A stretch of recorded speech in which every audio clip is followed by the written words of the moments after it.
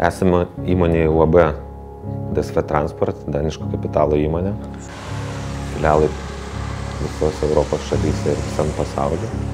Ir vieni didesnių ir pasaulio Europoje ekspedicinių įmonių. Aš esu Gediminas Kavaliauskas, vieno iš skyrių vadovas.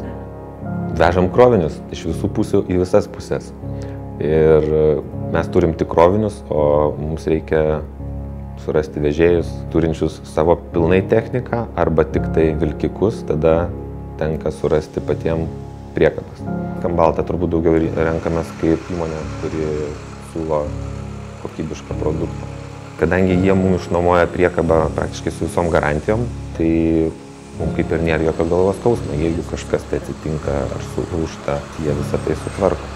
Tai kiek susidarėm, tai beveik atsakymo nebūna. Jeigu prašom ir sakom, kad reikalinga priekaba tokiu tai laiku arba remontai turi būti atlikti iki tada ar tada, tai jie ir būna atlikti iki to laiko, blogiausia atveju jie suranda pakaitinę kažkokią priekabą.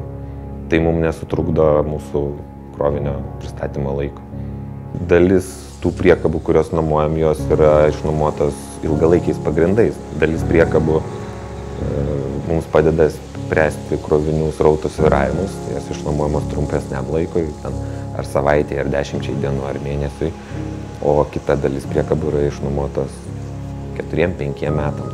Nuo užsakymo iki priekabos gavimo praeina labai trumpas laiko tarpas ir galima užsakyti bet kada ir bet kaip, ta prasme, kad ir telefonu, ir elektroniniu paštu, ir netgi nueiti fiziškai pas juos į ofisą ir po kelių minučių turėti visus dokumentus ir priekabą.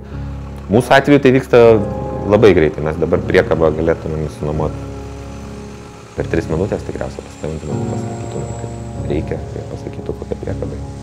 Jeigu reikia kam nors nuomotis priekabą, rekomenduočiau Skambaltą grynai iš savo patirties. Jeigu kažkas tai yra naujas rinkoje ir nori gauti kokybišką paslaugą, tai manau geras variantas išbandyti Skambaltą.